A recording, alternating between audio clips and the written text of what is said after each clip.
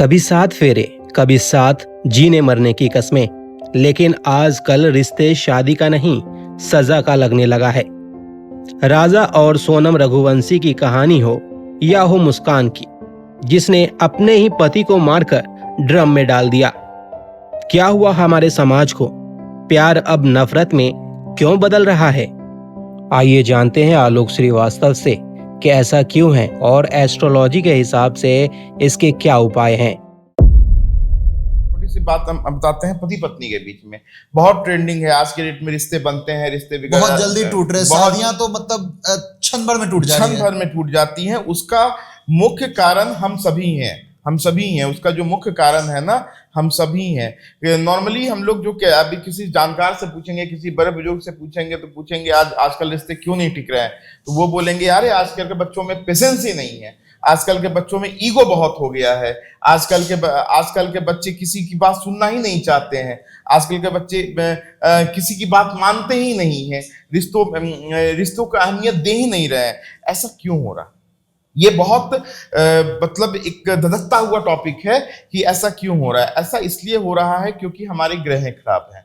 जब तक हमारी ग्रहें अच्छी रहेंगी, मैंने बहुत मतलब ऐसे रिश्तों को भी बनते हुए देखा है जिस पुरुष के बाहर में छवि बड़ी खराब है, वो पुरुष बाहर में फ्रॉड करता है, वो चीट करता है, पैसा लेता है, गलत तरीके का काम करता है, उग्र है बाहर में, लेकिन उसके अपने पत्नी के साथ संबंध बड़ी मधुर है, अपने बच्चों के साथ संबंध बहुत मधुर है। हमने बहुत ऐसे लोगों को देखा है जो बाहर में बड़ी मधुर बनते हैं, बहुत सामाजिक बन के घूमते हैं, हर लोगों से मिलते हैं, हर लोगों से जुलते हैं, हर लोगों से बात करते हैं, लेकिन घर में आके उनको उनके खुद की पत्नी से नहीं बन रहा है, खुद के बच्चों से नहीं बन रहा है, खुद के भाई से नहीं बन रहा।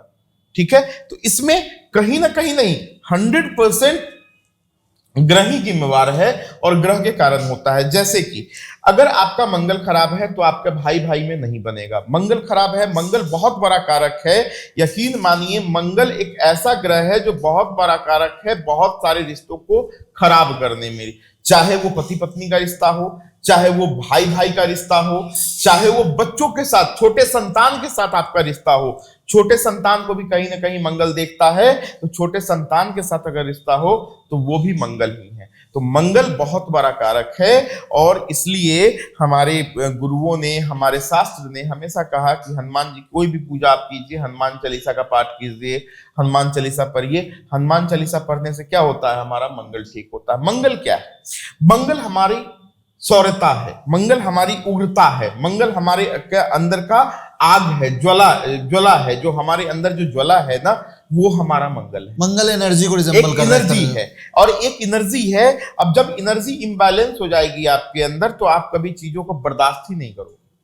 ठीक है, अगर आपके दो पार्टनर्स बैठे हुए हैं या दो भाई बैठा हुआ है, एक की सोच कुछ और बोलती है और एक की एनर्जी कुछ और बोलती है, तो तुरंत उग्र हो जाएगा और तुरंत करने और मरने पे तैयार हो जाएगा। बहसबाजी इतनी बढ़ जाएगी कि डू एंड डाई वाली सिचुएशन आ जाएगी और उस सिचुएशन में फिर सब कुछ सेपरेटेड हो जाएगा।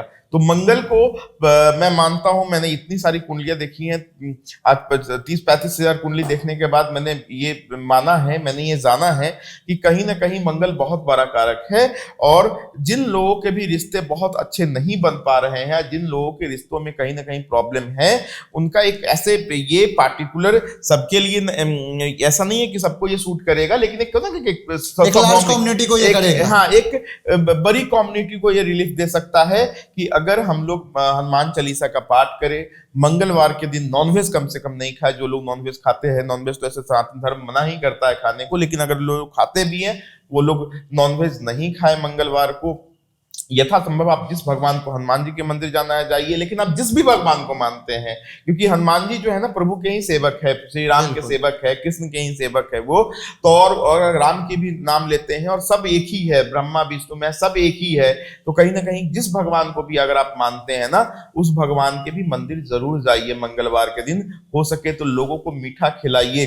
अगर आपके रिश्ते बहुत अच्छे नहीं बन पा रहे हैं, आप बार बार अपनी तरफ से रिश्ते बनाने की कोशिश कर रहे रहे हैं तो घर में जो भी कोई आए उनको सबसे पहले स्वागत मीठे से कीजिए, कुछ भी मीठा अपने हाथों से, ऐसा नहीं कि गेस्ट को भी और हाँ गेस्ट को भी आप दे सकते हैं। ऐसा नहीं कि किसी नौकर को बोल दिया कि ला के दे दो, ऐसा नहीं, खुद के हाथों से हाथों से सर्व करके उनको मीठा खिलाइए, आपके रिश्तों में ये आएगी। बहुत आपने सुना होगा, इसी रिश्तों पे मैं बात करता हूँ, दाम्पत्य जीवन की बात करें तो मांगलिक और नन मांगलिक की बात देखा होगा। बहुत जगह पहले कहा जाता था कि डराते भी हैं मांगलिक को लेकर और डरते भी हैं बहुत। ये एक बहुत बड़ा भ्रम है।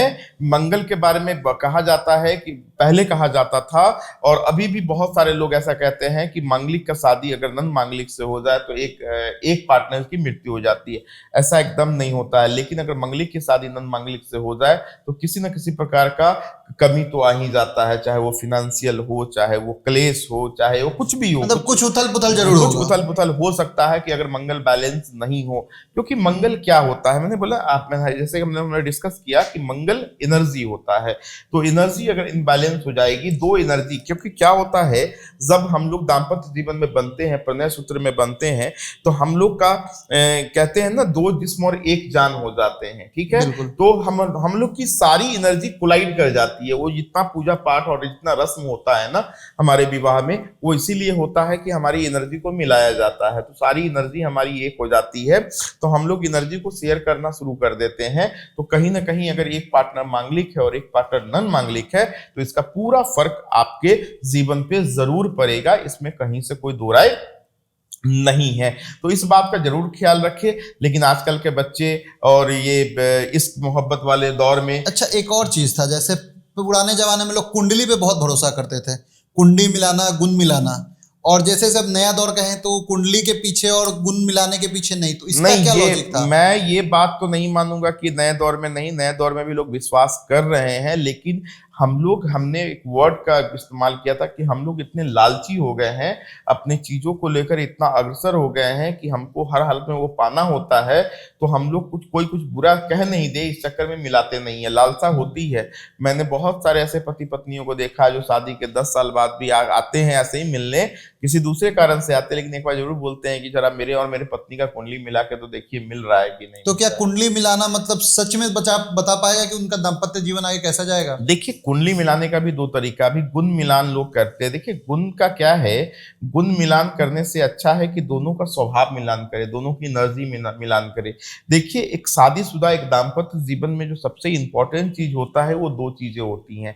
पहला चीज हमारा होता है, हम 3 तरह की संतुष्टि होती है, आत्मिक संतुष्टि होती है, पारिवारिक संतुष्टि होती है और शारीरिक संतुष्टि होती है। इसी 3 बिंदुओं पे हमारा वैवाहिक जीवन चलता है, ठीक है। इसके लिए मंगल का मिलाना, मंगल दोनों का बैलेंस होना चाहिए, शुक्र दोनों का बैलेंस होना चाहिए, ठीक है, और हमारा बृहस्पति बैलेंस होना चाहिए। अगर ये 3 ग्रह हमारा बैलेंस है, बृहस्पति, शुक्र और मंगल बैलेंस है, तो कुंडली के गुण मिले ना मिले वो दाम्पत्य जीवन कभी खराब नहीं होगा। मैंने 10 गुण वालों को भी बहुत हंसते हंसते पूरी जिंदगी काटते हुए देखा है, और मैंने 32 गुण वालों को भी तलाक लेते हुए देखा है अपने ही कैरियर में। मेरी बात को समझ गए? तो इसलिए कुंडली मिलान मत कीजिए, एनर्जी को देखिए कि जो शुक्र की एनर्जी आप हमारे बच्ची के अंदर है, वही शुक्र की एनर्जी हमारे उस बच्चे के अंदर है कि नहीं जिसके साथ वो दाम्पत्य जीवन में बंधने जा रही है। जो मंगल की एनर्जी इस हमारे बच्चों में, हमारी बच्ची में है, वही मंगल की एनर्जी हमारे होने वाले दामाद में है कि नहीं, ये चीज मिलाना बहुत इंपॉर्टेंट है। और ये बहुत ही रफ शोध है, और मैं आपको यकीन के साथ कह सकता हूं, लोग गुण मिलाने की, कुंडली मिलान करने के लिए तो 110 ऐप चल रहे हैं, ऑनलाइन मार्केट है। आप किसी भी वेबसाइट पे कुंडली मिलान, कुंडली मैचिंग आप टाइप करेंगे और आ जाएगा, और वो बता देगा कि 15 गुण से कुंडली मिल रही है, 25 गुण से कुंडली मिल रही है, या 30 गुण से कुंडली मिल रही है, और लोग उस पर शादी कर लेंगे। लेकिन एग्जैक्टली ऐसा करना नहीं चाहिए। मैंने बोला ना कि दोनों की एनर्जी को मिलाइए। अगर दोनों की एनर्जी बैलेंस हो जाएगी, देखिए ये सारा खेल जो है ना, ये पूरा संसार एक एनर्जी पे चल रहा है, सब कुछ एनर्जी बेस्ड है। तो एनर्जी को मिलाइए, और तो जो दोस्ती, जो शुक्र की प्लेसमेंट होगी ना किसी एक इंसान की, वो बताएगी कि इसके अंदर शुक्र की एनर्जी कितनी है, इसकी शुक्र की एनर्जी कितनी है। ये हमारे सारे शारीरिक और भौतिक सुख को बताएगा। मंगल की एनर्जी, इसके अंदर ऊर्जा कितनी है, इसके अंदर ऊर्जा कितनी है, किसी चीज पे हठी कितना है एक दूसरा। अगर मान लीजिए कि एक पर्सन बहुत हठी हो जाता है और दूसरा पर्सन हठी नहीं होता है तो फिर वहां पे भी इनबैलेंस हो जाएगा। हठ भी बराबर का होना चाहिए, जो भी हो दोनों बराबर का होना क्योंकि चाहिए। एक पहिया बड़ा एक छोटा हाँ, तो तो ये छोटा हो जाएगा तो imbalance गाड़ी जाएगा। इनबैलेंस हो जाएगी। तो कहीं ना कहीं इसलिए कुंडली मिलान बहुत जरूरी है, लेकिन उस मायने में नहीं जिस मायने में हम लोग कर रहे हैं। आप किसी अच्छे ज्योति के संसर्ग में रहिए और जब शादी करने जा रहे हैं तो ये देखिए कि हमारा शुक्र कैसा है, उनका शुक्र कैसा है। आप सिर्फ 3 क्वेश्चन पूछिए, 3 क्वेश्चंस आप ज्योतिष से पूछ सकते हैं और इस 3 क्वेश्चंस में ही आपको अपने जीवन का सार मिल जाएगा। पहला पूछिए कि हमारा शुक्र कैसा है, हमारे होने वाले पति का शुक्र कैसा है, हमारा मंगल कैसा है, हमारे होने वाले पति का मंगल कैसा है, क्या उनका मंगल भारी है, मेरा मंगल कमजोर है, ऐसा तो नहीं, और क्या उनकी बृहस्पति अच्छी है, मेरी बृहस्पति खराब है, या 3 ग्रह के बारे में जाने ये तो 3 ग्रहों के पूरा बारे वो में सही अगर आप रहेगा। जान लेते हैं तो बाकी सारे ग्रहों का मैनेज किया जा सकता है। इसमें कहीं से कोई दूर नहीं, क्योंकि देखो ऐसा है कि कहीं ना कहीं कहते हैं रिश्ते आसमान में बनते हैं, तो आसमान में बने हैं तो 90% उम्मीद है कि परफेक्ट, लेकिन आजकल हम लोग कोई रिश्ते आवेश में भी बनाते हैं। आसमान की बातों को आजकल हम लोगों ने हट काटना में शुरू भी कर कह दिया सकते हैं है। उसको। हाँ, तो कहीं ना कहीं हम लोग ऐसा करना शुरू कर दिया है, तो ये एक बहुत बड़ा चीज है। इसलिए कुंडली मिलान करे तो इस 3 चीजों का ध्यान दे। माता रानी चाहेंगी, भगवती चाहेंगी, सब